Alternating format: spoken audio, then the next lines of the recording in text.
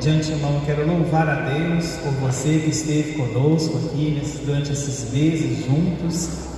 Espero que Deus tenha alcançado o seu coração com ensino, com graças vindas do trono dele. Para mim foi maravilhoso estar aqui, passar esse tempo junto com vocês. Em meio à pandemia, Deus nos deu um tempo aqui de reflexão, de amadurecimento, de crescimento, e nós o louvamos por isso. Na semana que vem nós temos seminário da Escola Bíblica, Semana que vem, dia 18, e no outro domingo, dia 25, nós temos 2 domingos de seminário, que vai acontecer lá no templo, e o culto começa às 9 horas. Então você que vem para a escola dominical, na semana que vem e na outra, 18 e 25, venha para o seminário já no templo. Pastor Nilson estará ministrando dia 18 e dia 25, pastor Heber Sidney.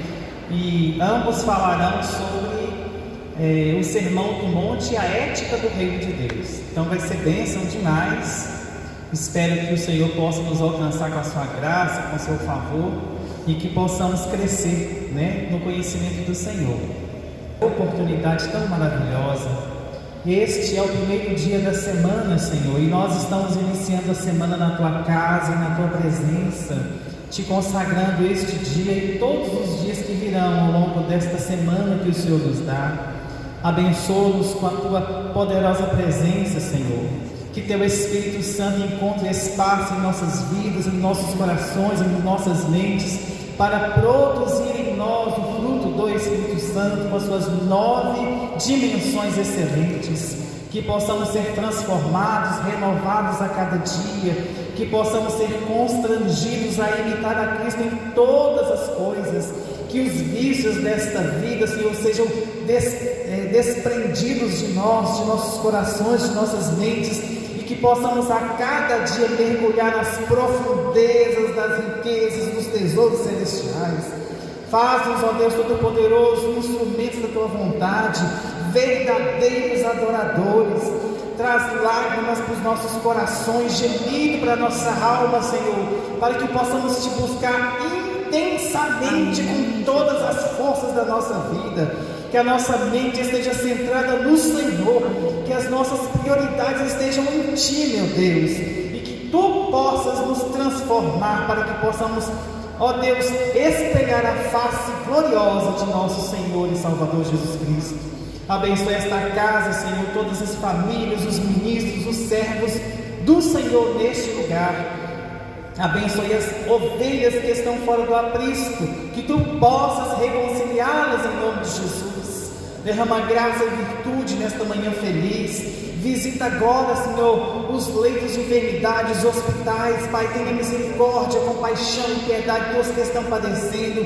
Retrocede o poder da morte e das enfermidades em nome de Cristo e opera poderosamente para a surpresa de muitos, Senhor, restaurando a saúde de muitas pessoas, e que Teu nome seja glorificado. Abençoe os que estão em desalento, desempregados, desesperados, angustiados, aflitos, aos moradores de rua, aos que estão nas vilas, aos que estão abandonados. Senhor, tenha misericórdia, compaixão e piedade do órfão, da viúva, das nações indígenas. Senhor Deus, tenha misericórdia do nosso país. Nos ajude a socorrer os pequenos e necessitados. Dá-nos um coração humilde e quebrantado que se importa com o próximo, Senhor. Transforma a nossa natureza, Senhor, a fim de que possamos levar socorro aos que mais precisam. Ó Deus, opera poderosamente no meio da Tua igreja, produzindo frutos de santificação que agradem a Ti. E que a noiva, quando se reunir, Deus, ela só pensa em adorar o noivo e oferecer a Ele o culto que lhe é devido.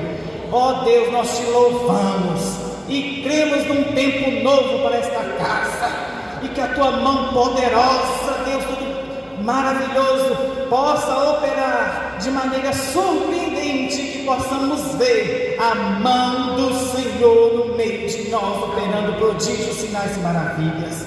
Dá-nos uma manhã feliz, abre o nosso entendimento para entender a Tua palavra, que todo o nosso entendimento seja cativo a Ti, Senhor, e que possamos ser alcançados pela sabedoria de Deus, e que possamos ser instrumentos da Tua vontade para louvor, honra glória do teu nome.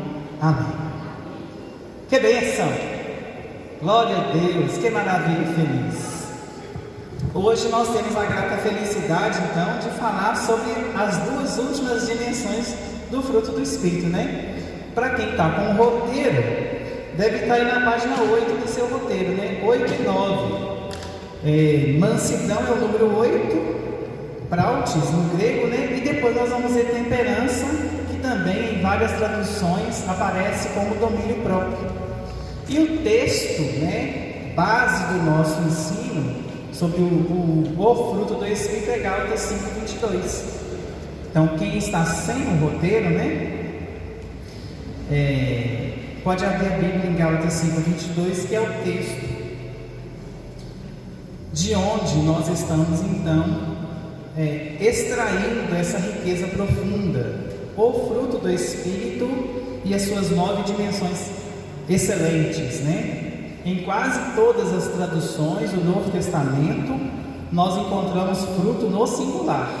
Então, é natural que a gente fale e trate de fruto no singular, entendendo que as 9 dimensões excelentes fazem parte do caráter de Cristo, né? Então, o fruto do Espírito, ele simboliza o caráter de Cristo. Então, por isso é o fruto no singular. E as 9 dimensões excelentes, elas designam uma obra que o Espírito Santo faz na vida de cada salvo. Cada salvo precisa produzir essas 9 dimensões excelentes, e elas testemunham que de fato Cristo reina em nossa vida. Gálatas 5:22 diz assim, mas o fruto do Espírito é amor, alegria, paz, longanimidade, benignidade, bondade, fidelidade, mansidão, que é tema de hoje, domínio próprio. Então são esses dois que nós vamos tratar a partir de agora, e que a graça de Deus seja conosco, nos dando do seu maná celestial em nome de Jesus. Então você que está com o roteiro pode acompanhar aí, número 8, certamente está na página 8 aí do seu roteiro, ou 9, não sei. Mansidão no grego é prautes, né? Isto é, moderação associada à força e à coragem. Interessante isso, moderação associada à força e à coragem. Descreve alguém que pode irar-se com equidade quando for necessário e também humildemente submeter-se quando for preciso. Mansidão está em destaque aí, não é passividade. Às vezes a gente tem a falsa ideia de que a pessoa mansa é uma pessoa assim meio pastel, que aceita tudo, que é meio bobinha. Parece que o nosso conceito ocidental de mansidão, ele tem essas imperfeições associadas. Fulano é tão manso. Mas às vezes quando as pessoas dizem de mansidão, elas estão falando assim, é tão bobinho, né? Assim, parece que tanto fez como tanto faz. Mas será que mansidão, conforme às vezes nós entendemos aqui, é de fato mansidão conforme a Bíblia ensina? O que é mansidão segundo a Escritura e segundo as pessoas do tempo do apóstolo Paulo? Lembrando que quando ele escreveu esse texto, ele escreveu para os seus ouvintes do seu tempo. Então esses termos aí, eles tinham um sentido e um significado para aquele tempo. Nós estamos quase 2000 anos depois. Será que o sentido e o significado das palavras naquele tempo é o mesmo de hoje? Por isso que a gente precisa estudar a Escritura e comparar as línguas, porque talvez no nosso idioma mansidão possa transparecer a ideia de aceitar as coisas, de ser assim meio pastel, meio bobinho, mas na Bíblia mansidão não tem nada a ver com isso. Por isso que está em destaque aí no seu roteiro, e para quem não tem eu estou refrisando, mansidão não é passividade, ser manso não é ser passivo, não, ser manso não é aceitar tudo. Ser manso não é passar a mão na cabeça dos outros, isso não é mansidão. Em relação à mansidão, nós vemos, por exemplo, a mansidão quando Jesus fala dela em Mateus 11:29. Aprendei de mim que sou o quê? Manso e humilde. Se nós olharmos para Jesus, quando ele fala que sou manso e humilde de coração, Jesus não era bobinho, passivo. Então, peraí, se Jesus é o modelo de mansidão no Novo Testamento que precisa ser copiado, Jesus não era nenhum pastelzinho. Vocês estão entendendo o que eu estou falando, irmão? Então, a gente viu que mansidão é moderação associada à força e coragem. É associar força e coragem com moderação. Mas como é que a gente consegue isso? Encontramos, por exemplo, na escritura aí, que foi citado no texto, mansidão, quando Paulo fala disso na segunda carta dele aos Coríntios 10:1. Vamos ler a segunda carta de Paulo aos Coríntios 10:1? Ele cita a respeito de mansidão. Então, a expressão mansidão aparece textualmente no Novo Testamento. Jesus fala dela, aprendei de mim que sou manso e humilde. E esse texto do Novo Testamento de Jesus é muito maravilhoso. Jesus diz: vinde a mim, todos que estáis o quê? Cansados e sobrecarregados, e eu vos aliviarei. Tomai sobre vós o meu jugo e aprendei de mim que sou o quê? Manso e humilde de coração, e encontrarei descanso para as vossas almas, porque o meu jugo é suave e o meu fardo é leve. Essa expressão de Jesus, ele está propondo uma troca.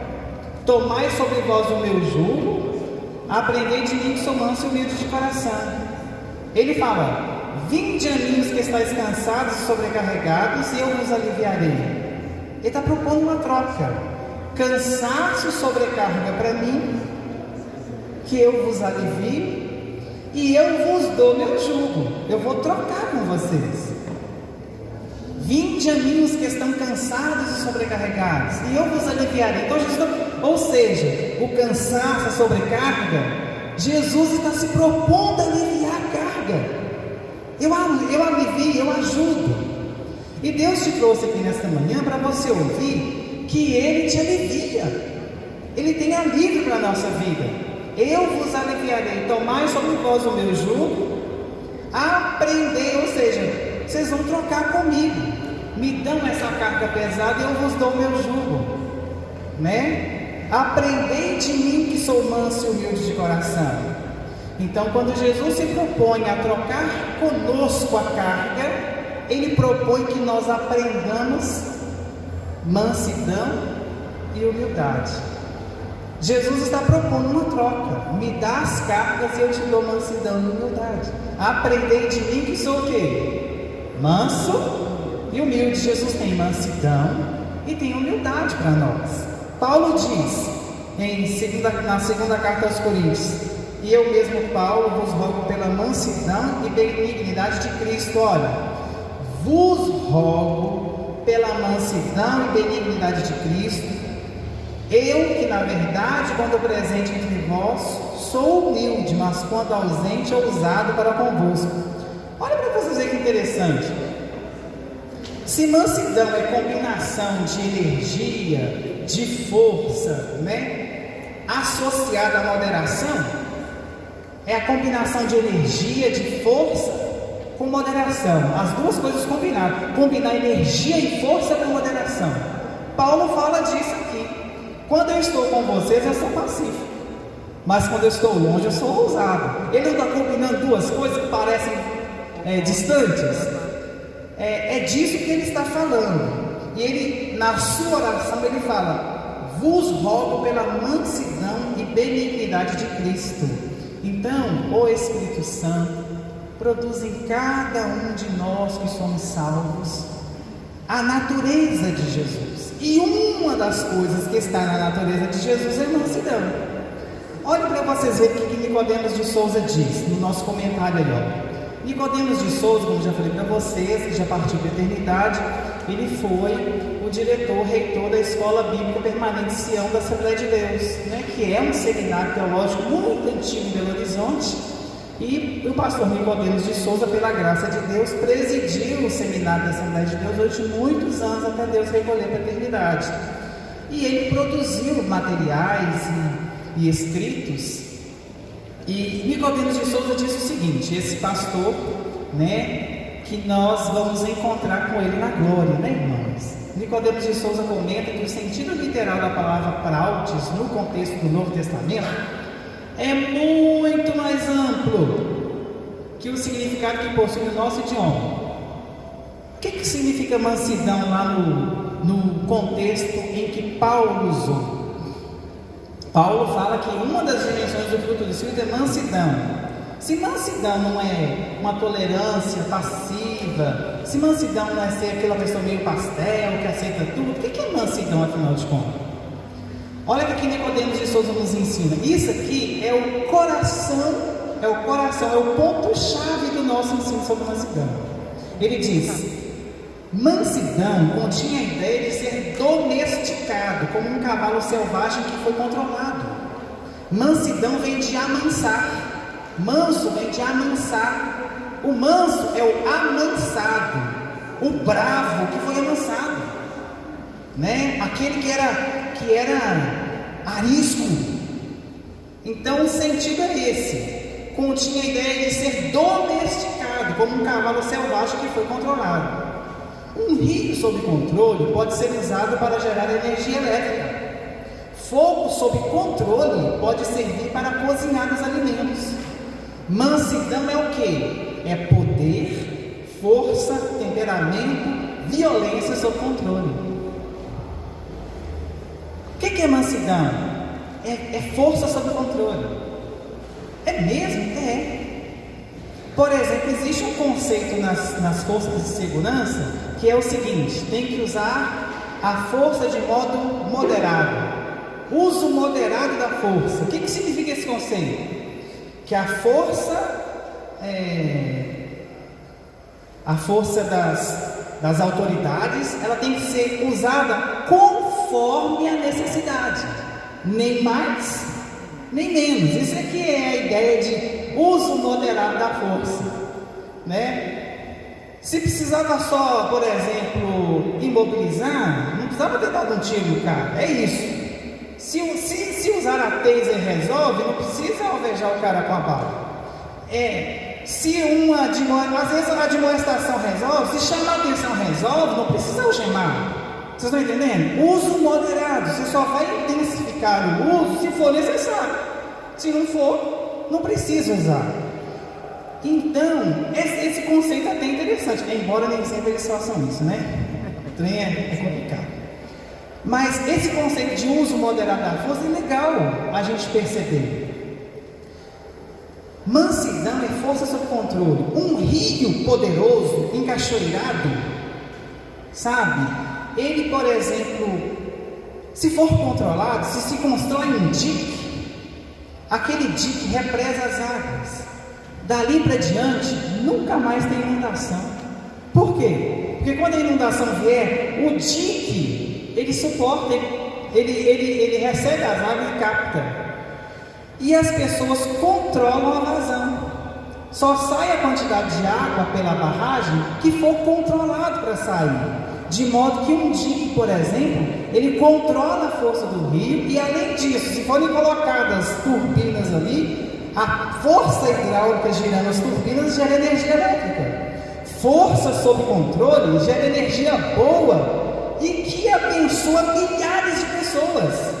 Quando se constrói, por exemplo, uma represa e represa-se um rio, a força do rio é usada para gerar energia para ser distribuída para milhares de pessoas, empresas, serviços, e todos podem se beneficiar daquela força toda. E se vem uma inundação enorme, o dique suporta.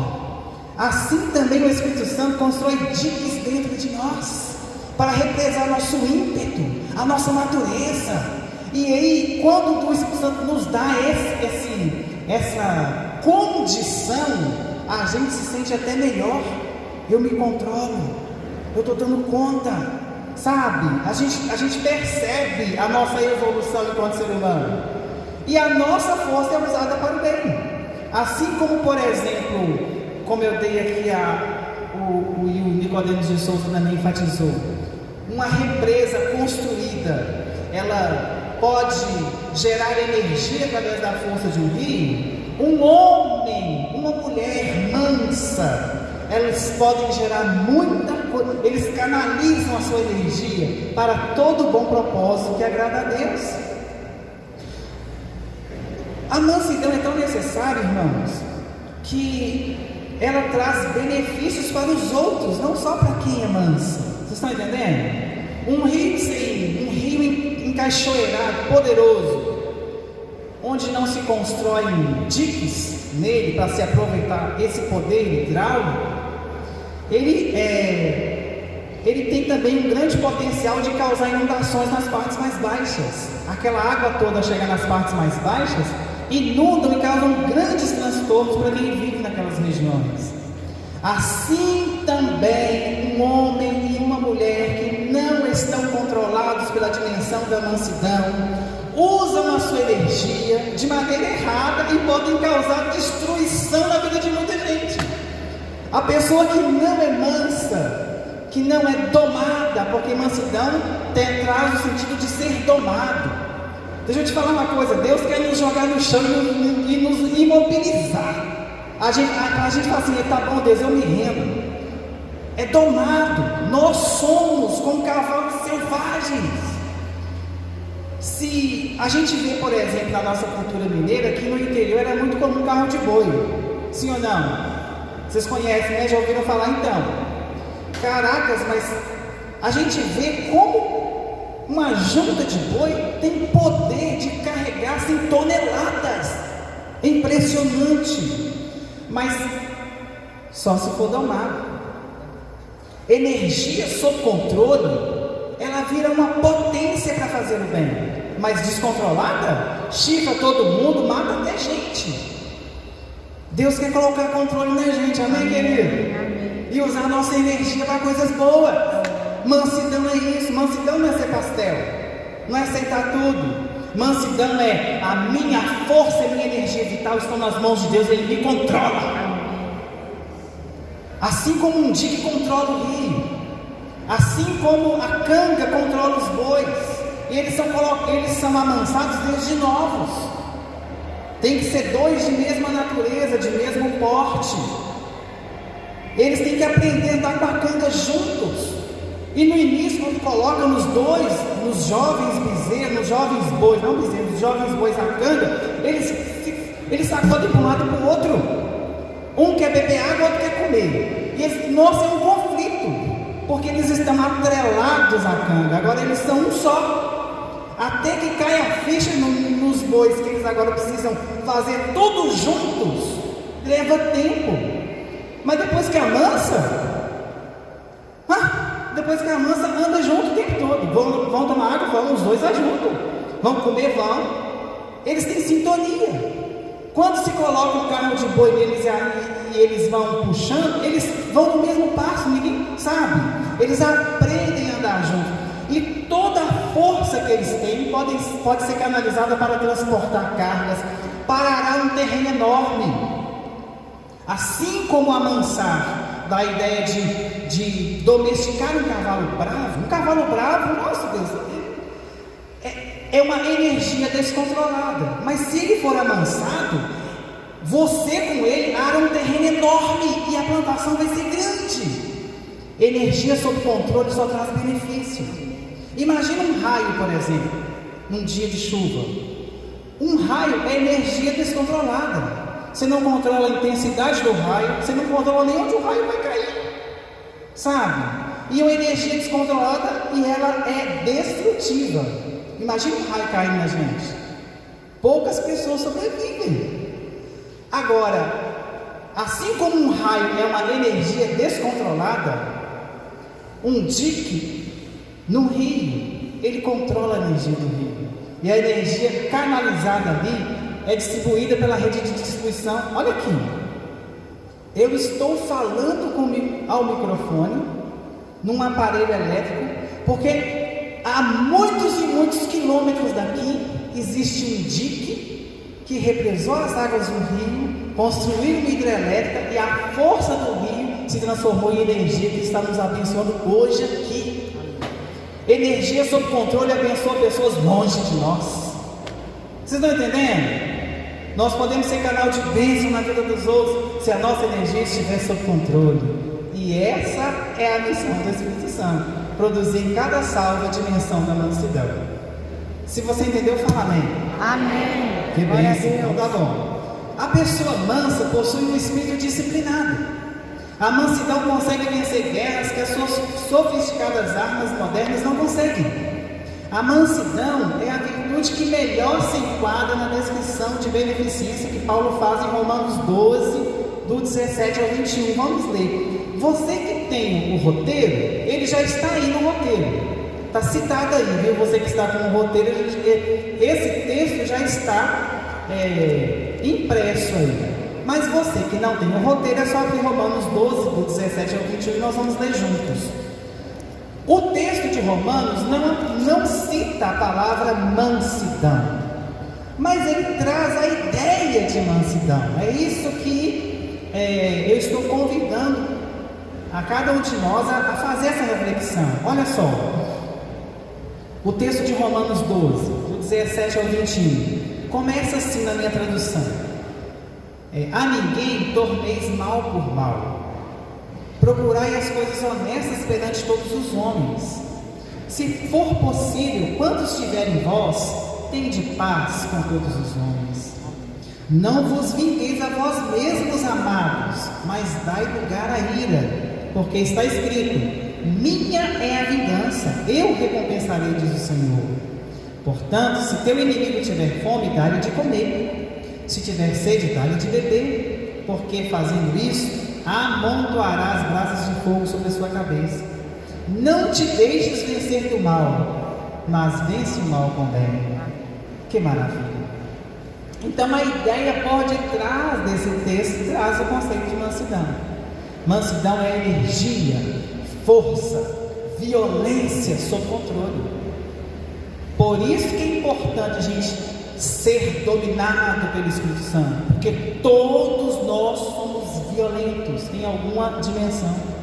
Todos nós temos uma pessoa violenta aqui dentro. A violência está aqui. Às vezes a gente assiste alguma coisa, nossa, não podia pegar aquilo e depenar e fazer assim, e picadinho, se fosse comigo. Não. Às vezes a gente vê alguma coisa que não é nem com a gente e já pensa naquilo, não, mas tinha que fazer isso, mas se fosse, tinha que arrancar a pele, colocar no sal, sabe, e tinha que fazer isso, espezinhar. Dentro de nós existe um homem e uma mulher que são violentos por natureza, por causa da queda. A nossa natureza decaída é violenta, mas Deus, Jesus diz: aprendei de mim que sou manso e humilde de coração, trazeis as vossas cargas e eu vos dou mansidão. Ele está disposto a nos ensinar a domar esse animal selvagem que está aqui dentro. Vocês estão entendendo? E de vez em quando o animal domado quer virar selvagem. De vez em quando alguém quer pedir licença: ô Jesus, você me dá licença? Mas agora eu vou descer da cruz. Às vezes esse animal selvagem quer voltar para o pasto. Vocês estão entendendo, irmão? Voltar para a selva. É Deus, irmãos, que nos controla. Ai de nós, se nós nos afastarmos do Senhor. A gente volta à selvageria. A gente age por impulso. Existem forças aqui dentro de nós. Quando a gente estudou sobre as obras da carne, as forças mais poderosas que estão dentro de nós são destrutivas. São como venenos que a gente precisa lacrar e não pode abrir, porque um abismo puxa um pecado, puxa outro pecado. A dimensão da mansidão em cada salvo lhe dá a condição de domar e usar a energia na dose certa, porque alguém nos ajuda. Se dependesse de nós, irmãos, a gente já tinha feito, mas não depende só de nós. Tem tudo a ver com Ele. Tem tudo a ver com Ele. É por obra da graça. Isso é milagre. Eu conheço pessoas que eram violentas, beberrões, pessoas que às vezes, tinham uma vida de orgia, mas quando Jesus entrou na sua vida, eita glória! Homens grandes, fortes, ia para o culto de oração e chorava na presença. Eu via eles chorando. Jesus entrou na minha vida. Por quê? Porque a violência cedeu lugar para um espírito manso.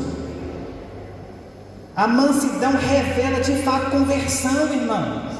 O salvo é manso, ou ele está caminhando para a mansidão, está buscando, está lutando, fala assim, eu vou conseguir, eu vou chegar lá, Deus vai me ajudar. Ele não admite da violência Deus nos tirou, do mundo, do pecado Deus nos tirou. A gente não pode desejar querer voltar para a selva. É como Pedro diz, é como a porca lavada que volta para o seu despojador. Não é verdade? A mansidão dá para cada um de nós a condição no Espírito Santo de controlar o ímpeto. Fechou você no trânsito, antes de xingar, glória a Deus. Você está entendendo? Todo dia a gente é provado. Te decepcionou, seu filho, sua filha, a gente segura a onda. Crente tem freio de mão, amém? Tem. Crente tem freio de mão, tem ABS, tem airbag, porque senão, se acontecer um acidente, acaba com tudo. A gente precisa ter os nossos amortecedores, aquilo que nos amortece. O irmão pediu a palavra comigo, pode falar, querido. A mansidão, ela está associada à exaltação?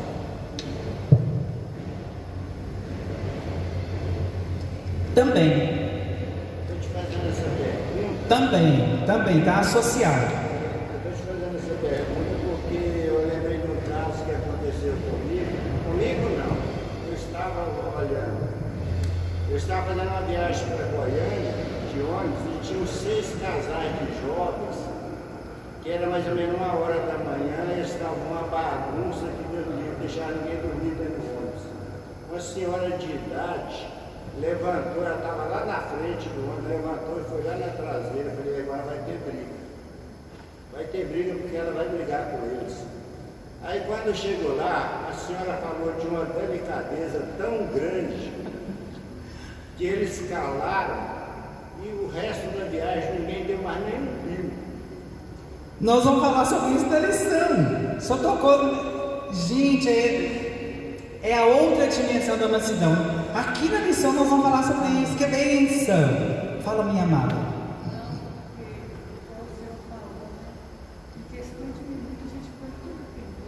Em questão de minutos a gente põe tudo a perder. Verdade. É isso que eu falo, irmã, você falou uma coisa que é uma verdade. Às vezes a gente vê pessoas que são espelho para nós, fazem cada coisa assim. Eu não esperava que fulano fizesse isso, não. Não se surpreenda. Eu e você também potencialmente somos assim. Não estou dizendo que nós faríamos a mesma coisa, não, mas o potencial está aqui, porque o selvagem está aqui dentro ainda, ele não morreu. Na verdade, ele luta o tempo todo para tomar o lugar. Paulo diz: o espírito milita contra a carne e a carne contra o espírito, e são inimigas e não tem amizade entre elas. Carne não se converte, irmãos. Carne, a gente só vence se estiver aos pés de Cristo, porque em 1 minuto a gente bota uma vida inteira para perder. Em 1 minuto a pessoa pega uma arma e atira no outro e mata. Em 1 minuto. E eu falo isso porque eu já vivi. Um dia eu estava dentro de um ônibus, indo para Belo Horizonte, em plena... Eu acho que eu estava na Pedro II. O ônibus passando, e na pista contrária, 2 motoristas discutindo um com o outro. Eu olhei assim. Eles discutindo no trânsito. O cara pegou a arma, vem cá então, pegou a arma, Belo Horizonte, Pedro II, à luz do dia, falou: vem cá agora então, com a arma na mão. E se ele dá um disparo? Para onde aquela bala ia? Em 1 minuto, a pessoa bota tudo a perder. Depois eu vou assim: irmão, o que você fez? Vocês estão entendendo, irmão? Deus quer colocar um tique na gente, amém? Amém, amém. Deus quer colocar, e às vezes nessa manhã Deus está dizendo: eu estou querendo fazer essa obra urgente em você. Fala, Guilherme. Uma colega de trabalho minha perdeu o marido dela justamente por isso, no trânsito. O rapaz fechou ele reclamou, falou algumas coisas lá, ele parou mais à frente e ela falou, vamos embora, você não sabe, você não conhece a pessoa. Não, eu vou esperar para ver o que ele vai arrumar aqui comigo. Ele abriu o carro dele, pegou a arma, chegou com a arma na cabeça dele e falou, e aí, e agora? Você vai falar mais alguma coisa? E ela arrumou um desespero, começou a chorar do outro lado, mas não teve jeito, atirou na cabeça dele e ela presenciou a morte do marido dessa forma. Casal novo, não tinha nem 2 anos de casamento, ficou nova antes dos 30 anos. Nova não, viúva. É isso, né? Essa questão toda, né? Vocês estão entendendo como é que o negócio é, irmão? A coisa é séria. Ser crente é a coisa mais difícil que existe no mundo. A coisa mais difícil que existe é fazer faculdade em Harvard, a maior universidade do mundo. É muito honroso estudar lá em Harvard, mas entrar no céu é muito mais difícil. Sem comparação. Você está entendendo o que eu estou falando? Nós fazer um doutorado é espetacular, com certeza tem o seu lugar, porque eu amo aqueles que se dedicam ao estudo, mas eu posso te dizer com toda certeza entrar no céu é muito mais difícil. Jesus disse, a porta é apertada, crente, e o caminho é estreito, e muitos erram o caminho. Às vezes erram o caminho no caminho, sabe? Então a mansidão é necessária para que possamos ter uma alma disciplinada. O exemplo por excelência de mansidão que o crente possui é o próprio Jesus, como nós falamos, né? Acerca de Mateus 11, 29, quando ensina acerca de si mesmo, aprendei de mim que sou manso e humilde de coração. Entretanto, é preciso compreender que mansidão não é passividade e letargia. Por exemplo, abra sua Bíblia no Evangelho narrado por Mateus. Esse Jesus, manso e humilde de coração, lá no capítulo 21.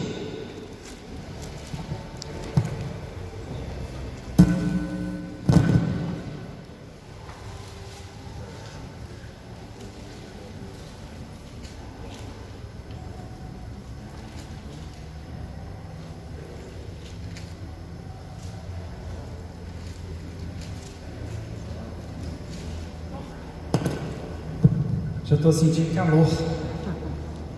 Mateus 21. Olha só, o Jesus manso.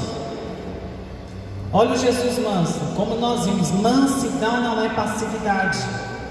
Mansidão não é concordância com as coisas. Mansidão não é tolerância. Mansidão é força sob controle. Usar a força na intensidade, na medida que a ocasião pede. Às vezes precisa de pouca. E quando eu falo isso, irmãos, para todos nós isso é ensino. Para quem é pai, por exemplo, quem é pai e mãe aqui, por favor? Olha só, muitos de nós temos certeza dentro de nós que já usamos a força exageradamente em alguma ocasião, sim ou não? E às vezes foi mais de uma vez, sim ou não? Perceberam? E o coração da gente fica como depois? Fica um bagaço. Porque mais do que aquilo que a gente fez, é um sentimento de derrota. Aqueles que não são mansos são derrotados o tempo todo por sua natureza. Vocês estão entendendo? E isso dá um sentimento assim de frustração enorme na gente, né? Esse Jesus manso e humilde, ele sabia usar a energia na intensidade certa. Olha o que acontece aqui nesse texto, Mateus 21. Versículo 12. Tendo Jesus entrado no templo, expulsou todos os que ali vendiam e compravam. Também derribou as mesas dos cambistas e as cadeiras dos que vendiam pombas, e disse-lhes: está escrito, a minha casa será chamada casa de oração, vós, porém, a transformais em covil de salteadores. O Jesus manso pegou uma corda, fez um azorrague, fez uma espécie de um chicote lá e saiu. Tem hora que é necessário usar a força na intensidade correta. A ocasião pedia isso. Jesus estava expressando indignação. Se Deus estivesse aqui agora, em presença física, Ele faria isso. Ele purificaria a sua casa. Então Jesus expressou a sua indignação diante de tudo aquilo. E Ele expressou de maneira intensa. Então a gente percebe que mansidão não é ser bobo. Tem hora que a gente precisa, não, eu preciso falar. Tem hora que você precisa falar. Você precisa se posicionar. Isso não está certo. Não é assim. Isso não é de Deus. Isso fere o Evangelho.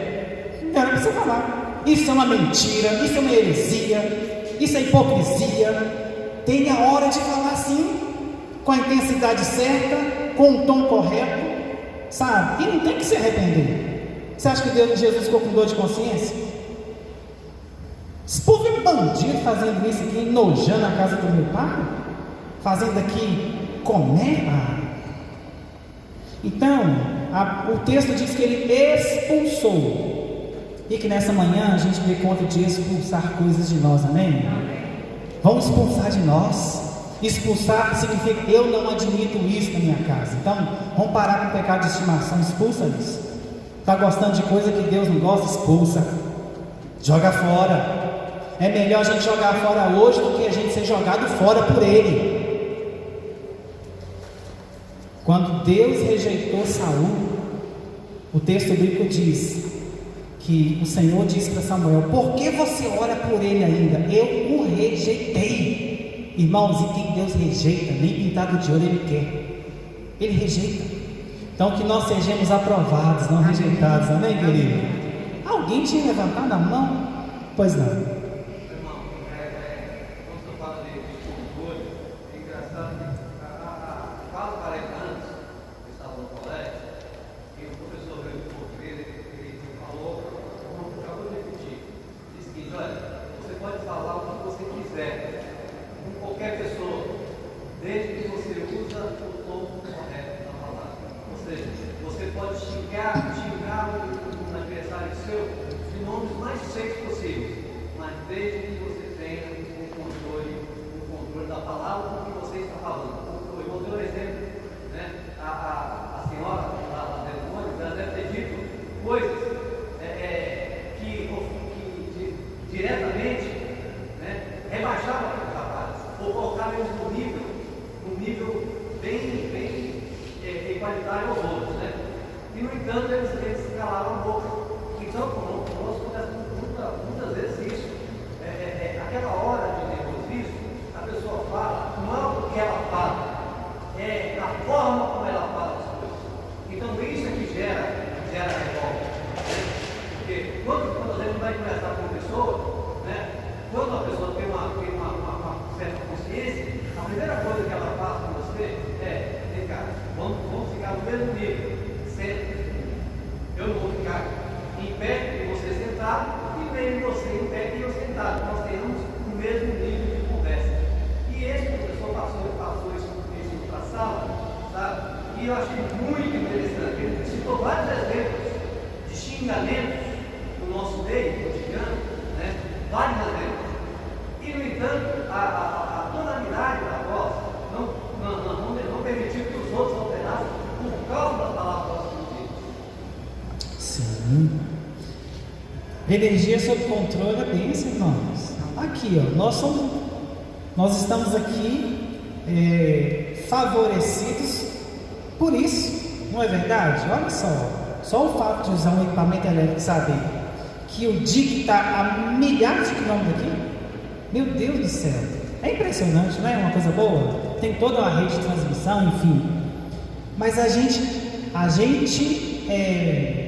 usufrui de um bem, de um benefício que traz isso para muitas pessoas. Assim também um espírito domado, uma pessoa domada, traz benefício para muita gente, para a casa dele, para os vizinhos dele, para os colegas de serviço.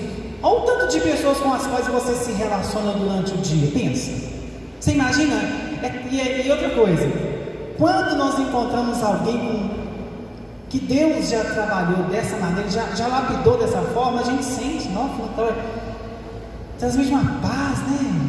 A gente às vezes desacelera perto das pessoas, é ou não é verdade? Quando a gente encontra pessoas assim, a gente quer ficar perto. Nossa, mas é tão bom quando eu encontro com ela, encontro com ele, porque me transmite, só a forma dele de agir, só a forma dela de ser, transmite esse espírito domado. Mas lá dentro da pessoa, ela sabe que ela também tem um selvagem lá, mas o selvagem já está o quê? Já está manietado, né? Ele está lá, está vivo, mas ele está inoperante. Que nós possamos também nessa manhã feliz aprender isso, deixar que o Espírito Santo nos dê a disciplina da alma, né? E o conselho do professor é muito importante, né? Olha para você ver, ele diz que há mais de 40 anos atrás aquele conselho me acompanha até hoje, né? Uma palavra de sabedoria, ou seja, dá para a gente discordar, dá para a gente debater, mas não precisa brigar. Dá para a gente fazer isso em um nível de diálogo, né? Não exacerbar, não é verdade? Bom, para concluir, o Nicodemos de Souza fala de 3 pontos sobre a questão da mansidão. Não devemos reagir defensivamente, mas eu acho que o melhor seria ofensivamente, quando nossos sentidos são perturbados. É o que ele aponta. Não devemos agir ofensivamente. É muito comum a reação ser ofensiva, sim ou não?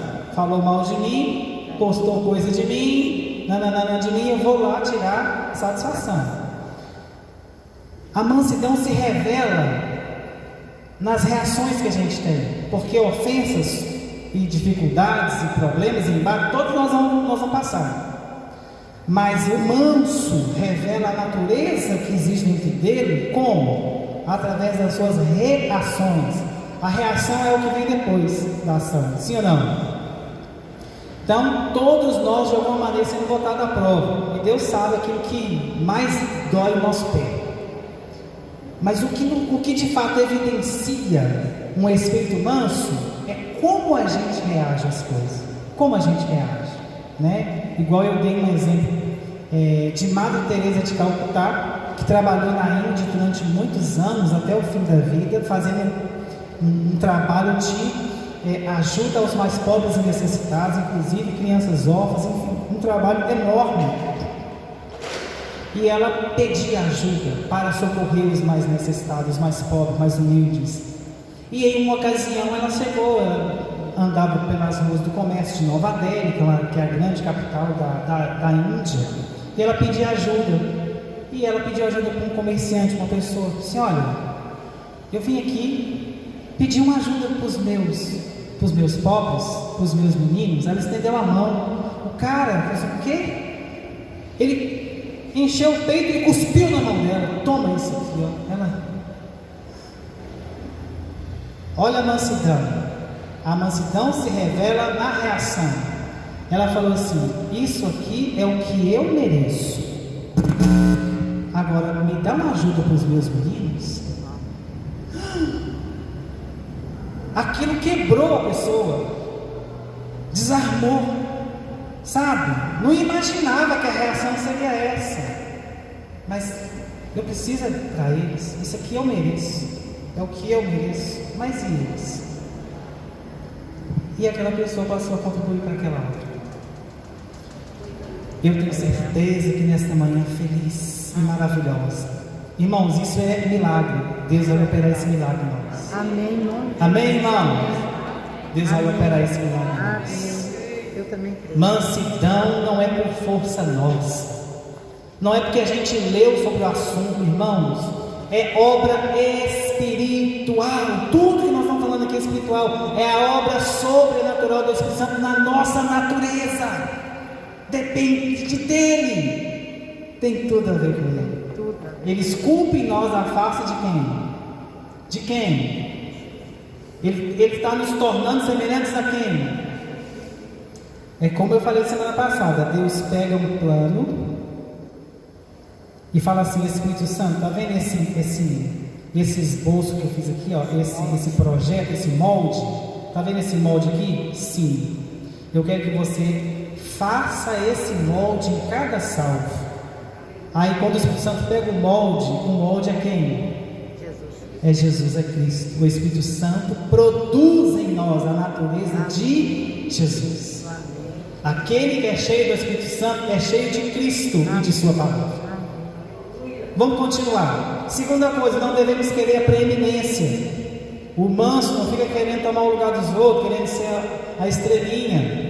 Não, mansidão não gosta de ser estrelinha, sabe? Não gosta de passar na frente dos outros, não gosta disso. Normalmente o espírito manso, ele é acometido de uma coisa chamada humildade, pelas beiradas, sabe? Nos bastidores. E a terceira coisa, não devemos procurar reconhecimento e recompensa, né? Tem uma música que diz assim: eu não preciso ser reconhecido por ninguém. Tem ou não tem? A minha glória é saber que conheço a ti. É tipo isso, né? E que diminua eu, para que tu cresça, Senhor. Então, irmãos, o Espírito Santo ensina a cada salvo que a honra, a glória, a majestade, tudo pertence a Jesus. Aleluia. Que nós somos miseráveis, nós não somos dignos da salvação. O salvo, a cada vez, cada dia que passa, ele reconhece que se não fosse Jesus, se não for, o salvo reconhece cada dia a sua pequenez. À medida que a gente se aproxima de Cristo, a gente se torna menor, menos de nós e mais dele. Então o espírito manso é isso, é mais dele, menos de mim, reconhecendo o tempo todo que a grandeza, a perfeição, a grandiosidade, a beleza, tudo pertence ao Senhor. Que se não fosse o Senhor, ai de nós se não fosse o Senhor. Mansidão e domínio próprio é a última dimensão. Elas têm uma ligação muito íntima, mansidão com domínio próprio. Se mansidão é força sob controle, domínio próprio, nós vamos aprender que domínio próprio é desejo sob controle. Domínio próprio é desejo sob controle. Desejo é coisa forte ou fraca? Forte ou fraca, irmão? Quando a gente quer as coisas, sabe, minha mãe tinha uma expressão que é tipo assim, quando a pessoa enquecha com uma coisa, não sei se vocês já ouviram isso? Enquecha? Minha mãe veio do interior, então eles têm umas horas, eu amo essas coisas de expressão interiorana. Ela falava assim: quando a pessoa enquecha com uma coisa, mas eu quero. Nossa, não tem, sabe? Parece que nem se Deus fosse eu, não, mas eu quero. Nossa. E às vezes, uma coisa que a gente muito quis, depois a gente não quer tanto mais. Já perceberam isso? Já perceberam isso? Principalmente mulher, a gente não sabe o que a gente quer mesmo. Bom, vamos seguir, né? Não posso concordar não, porque eu tenho duas lá em casa, né? Eu estou com o pé quebrado, eu não tenho para onde correr. Nossa, complicado. Sim. Essa aí vai pro céu direto. Essa foi forte. Temperança do grego é ekrateia, isto é, controle ou domínio sobre os nossos próprios desejos e paixões. Controle e domínio sobre desejos e paixões. Isso é muito sério. Pessoas, temperança que lembra tempero. Sim ou não? Tempero faz diferença na comida? Faz. Mas faz diferença positiva, mas também faz diferença negativa. Então temperança lembra tempero, tem que estar na medida certa. Não é verdade? Controle e domínio sobre os desejos e paixões.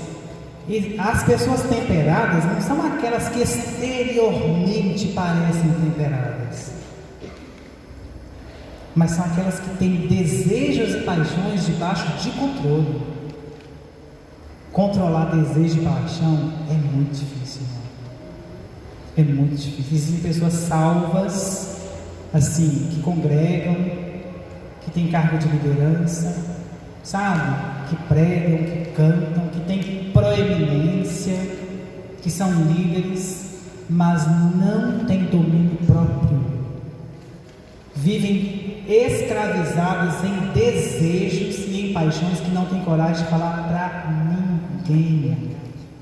Que no escondido gosta de pornografia, gosta de sensualidade, que se masturbam, que traem, que enganam, tudo no escondido. Exteriormente parecem ser pessoas perfeitas. E Jesus diz: sepulcros caiados, exteriormente são bonitos. Você sabe a origem de caiado aí? A origem de caiado é cal. Sepulcros esculpidos com cal. A cal é uma espécie de cimento usado desde a antiguidade.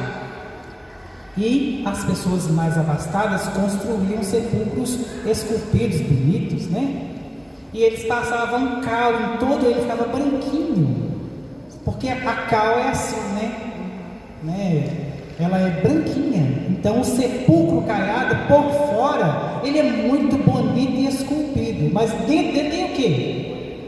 O que tem ali dentro? É podridão e ossos. Jesus usou isso para dizer de pessoas. Vocês estão entendendo? Para falar assim: existem pessoas que são aparentemente bonitas por fora, mas são o que por dentro? Podres. Desejos e paixões descontroladas destroem a integridade moral de qualquer pessoa. Qualquer pessoa. Vamos lá. O texto diz: isto é, controle ou domínio sobre os nossos próprios desejos e paixões, inclusive a fidelidade aos votos conjugais e também a pureza. Então, domínio próprio, temperança, está relacionado também à pureza, domínio de paixões. Jesus disse assim: olha, eu falei para vocês uma vez e vou repetir hoje.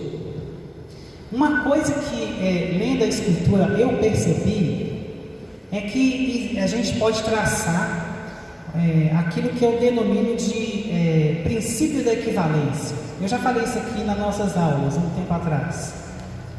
Princípio da equivalência. Em vários contextos da Bíblia a gente percebe isso. Vou te dar um exemplo. Equivalência na Bíblia não é que as coisas são a mesma coisa. Uma coisa é igual, não. Significa que elas pesam a mesma coisa. Aí eu dei um exemplo assim, 1 quilo de papel higiênico, né, e 1 quilo de chumbo. São a mesma coisa? São a mesma coisa? Hã? Não são a mesma coisa, não. Mas mas tem o mesmo, tem a mesma massa? Tem. Se a gente falar assim, eu vou separar aqui 100 quilos de papel higiênico, vai dar um volume grande, sim ou não? Sim. E eu vou falar assim, vou separar aqui 100 quilos de chumbo, que chumbo é um dos metais mais pesados que existem na nossa natureza. Qual que vai ser o volume maior? E vai ser muito maior, muito maior. 100 quilos de papel higiênico é muita coisa. Existem coisas, irmãos, que são aparentes, como 100 quilos de papel higiênico, e por serem aparentes são escandalosas. E existem outras que não são aparentes, mas têm o mesmo peso, mas a pessoa pode colocar dentro de uma mochila e esconder, que ninguém vê. Mas para Deus é a mesma coisa. Isso é o princípio da equivalência. Elas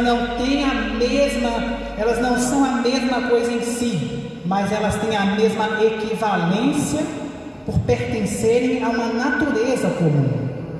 Pois não? Boa colocação. Na verdade, a gente observa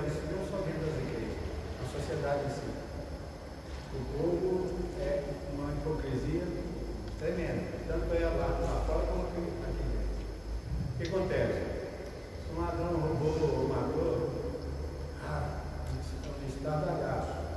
Mas a pessoa que luta do bem, o que ela faz? Que está indo no mesmo buraco que ele. Ou seja, o teu filho paga por aquilo que você fez. O seu pecado é a sua terceira geração. A pessoa não recebe isso. Pai, não, eu já cansei de corrigir. Desculpa o que eu falava, minha sogra falou: olha, você acabou de sair da igreja. Essa menina está andando pelada? Ora por ela. O que o senhor é? Vaso de bênção. Então, justamente isso.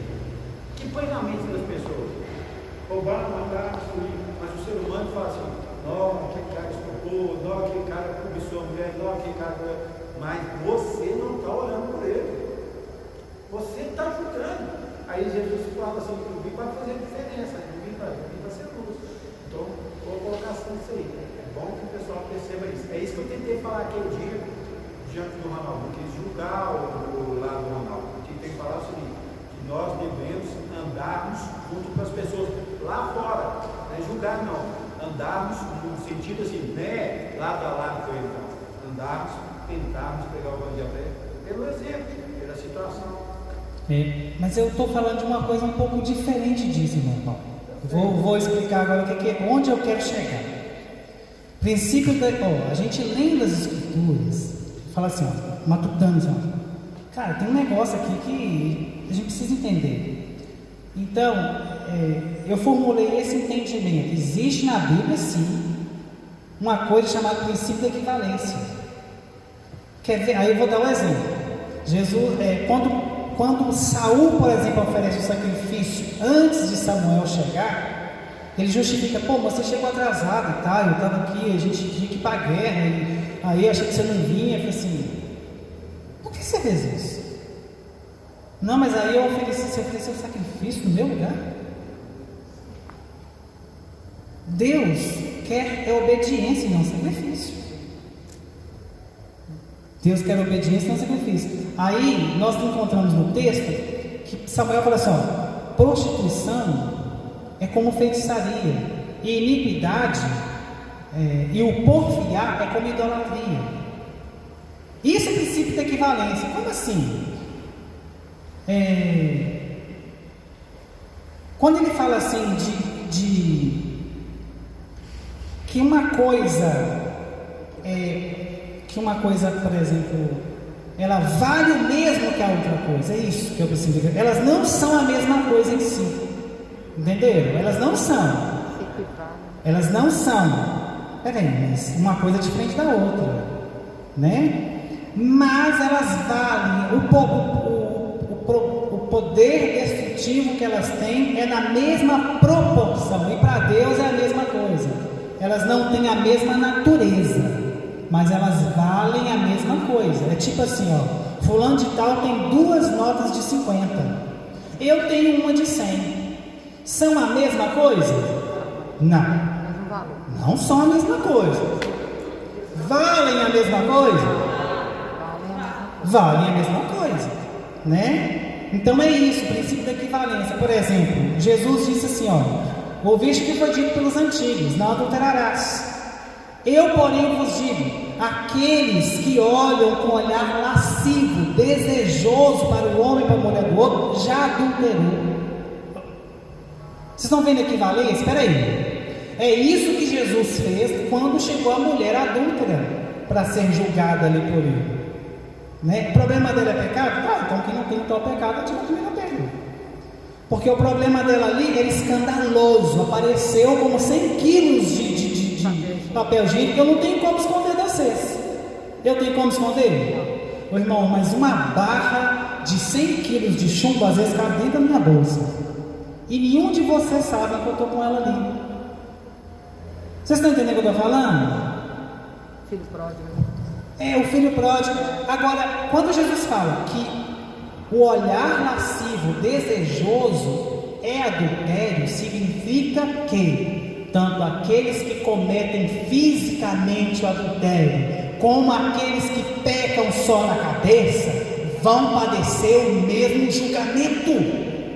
A coisa é séria. É disso que eu estou falando. Princípio de equivalência. Ah, mas eu nunca traí a minha esposa, mas já desejou quantas vezes? E às vezes toda semana pensa. Vocês estão entendendo como é que o negócio é? Temperança é impulsos, desejos sob controle.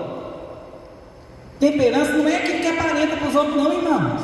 Tem muita gente que aparenta uma coisa que não é. Essa é a verdade. Só Deus sabe. Nós não estamos aqui julgando, nós estamos falando da palavra de Deus. Se Jesus disse: aqueles que cometem adultério no pensamento também padecerão o mesmo julgamento, pensa bem, o número dos adultos vai aumentar ou vai diminuir? Vocês estão entendendo? Eles vão padecer. Vai. Por quê? Porque não adianta fazer escondido. Deus vê tudo. Você ia falar, irmão Antônio? Porque a proporção é diferente. A proporção é diferente.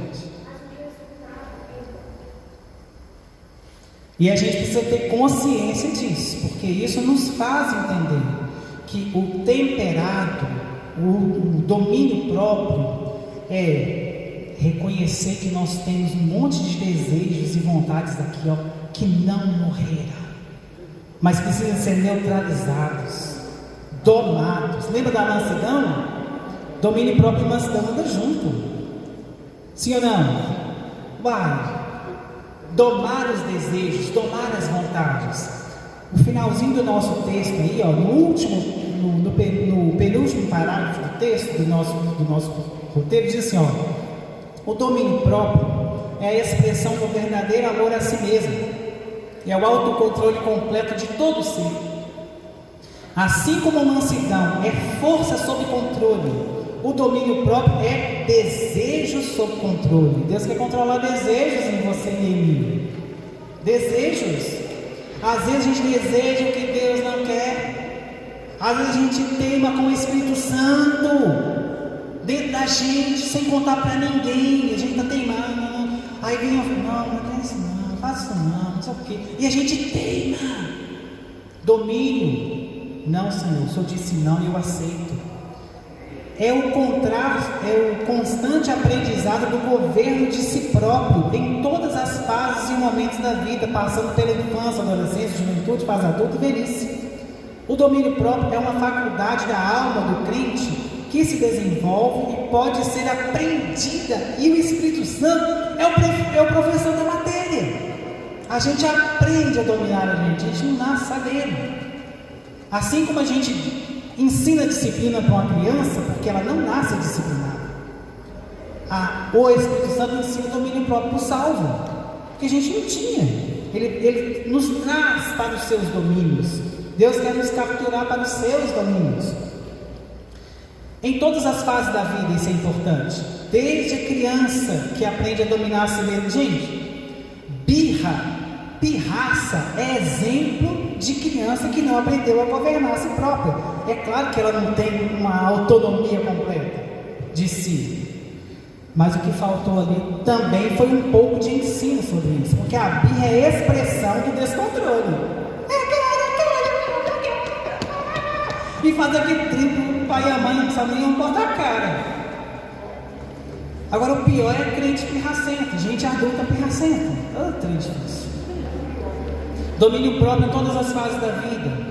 Uma vez eu vi uma reportagem com um moço, um senhor de idade, já mais de 80 anos e tudo, e aí fizeram provocações, conversando com o jornalista, e colocaram uma mulher bonita na frente dele. E aí, o que você acha dele? Seu Deus. Ele já tinha mais de 80 anos de idade, mas o desejo morreu, porque o corpo não dá conta. Vocês estão entendendo onde o negócio vai, irmãos? O corpo não dá conta mais não. Se eu desse conta, eu ia fazer assim, eu ia com essa mulher. Ele falou assim: Senhor Deus, meus velhos tempos. Era uma provocação, mas isso expressa que desejo, vontade, não acaba quando os nossos cabelos vão ficando brancos, não, viu? A gente precisa governar o nosso espírito com a ajuda do Espírito Santo. Por fim, tem um texto aí, em temperança, que eu queria ler para a gente finalizar. Nesse primeiro parágrafo de temperança, está assim, ó, segundo Souza, Nicodemos de Souza, a imoralidade não tem lugar na vida de uma pessoa que procura ser vaso de bênção nas mãos de Deus. Se o viver santo não acompanhar os dons, o nome de Cristo é envergonhado. Se o viver santo não acompanhar os dons, a manifestação exterior dos dons, o nome de Cristo é envergonhado. E é um princípio que nós aprendemos aqui nesta classe, sabe, irmãos? Que dom sem caráter gera escândalo. Dom sem caráter gera escândalo. Se o viver santo não acompanhar os dons, o nome de Cristo é envergonhado. Não basta falar em mistério, não basta profetizar, não basta estender a mão e alguém ser curado, se por detrás de tudo isso não existe uma vida santa e piedosa, e não existe desejos domados pela força do Senhor. Não adianta nada disso. Muitos me dirão naquele dia: Senhor, Senhor, não evangelizamos em Teu nome? Isso é Mateus 7, 21 e 22. Senhor, Senhor, em Teu nome não expulsamos demônios, em Teu nome não fizemos maravilhas. Fizeram o que eu aprovo, fizeram aquilo que só o meu nome pode fazer. Mas isso não significa que Deus chancela a vida que eu e você levamos. Deus não chancela a vida que eu e você levamos pelo fato de usarmos o nome de Cristo para fazer o bem para os outros. Deus vela por sua palavra para cumpri-la. O nome de Cristo é poderoso para curar, libertar, expulsar demônios e levantar até mortos, ressuscitar. Mas o fato de alguém fazer isso não significa que Deus aprova a sua conduta de vida. Amém, querido? Que Deus nos abençoe. Que esses tempos que passamos aqui tenham sido bênção para a sua vida, que foi para a minha. Eu aprendi a crescer muito com o Senhor. Amém. E na semana que vem nós temos o nosso seminário na Escola Bíblica. E um desejo meu é de, se tiver alguém que gostaria de contar um testemunho, que contasse para animar os irmãos a vir para a Escola Dominical, desse período que nós passamos aqui. Se Deus falou com você, se Deus fez alguma coisa por você, conta para a gente, conta para a igreja. Domingo que vem, antes passou a pregar, falou assim: olha, nós passamos um semestre estudando sobre esse assunto, Deus fez isso na minha vida, falou assim comigo. Se Deus fez alguma coisa na sua vida, conta para a igreja, para eles virem para cá também. Quem é que tem um testemunho para contar? Eu tenho vários. Se você tem, me procura a minha esposa. E aí a gente, antes da palavra, né, dos pastores, nós temos 2 domingos, a gente pode até intercalar, fulano e fulano pode dar testemunho no primeiro domingo, fulano e fulano pode dar testemunho no segundo domingo, para estimular os irmãos a virem para a escola dominical. Porque neste lugar eu tenho certeza que Deus opera prodígios, sinais e maravilhas, e o nome do Senhor glorificado. Vamos orar? Deus te abençoe, muito obrigado por ter estado aqui esse tempo todo, e que Deus nos ajude com a sua graça, em nome de Jesus. Te agradecemos, Deus, ao final desse estudo, desse semestre que passamos juntos, louvando-te por tua companhia conosco. Agora peço-te, a Deus, que ao estarmos ali juntos com a noiva de Cristo, o louvor e a adoração que são devidos ao teu nome. Obrigado, Pai. Nos despede deste lugar, mas não da tua presença, porque nela queremos estar continuamente. Nos dá uma abençoada, e que esse estudo, o estudo da tua palavra, possa remoer em nossas mentes e corações e nos fazer, ó Deus, semelhantes a teu Filho Jesus. Deus te abençoe em nome de Jesus. Graças a Deus.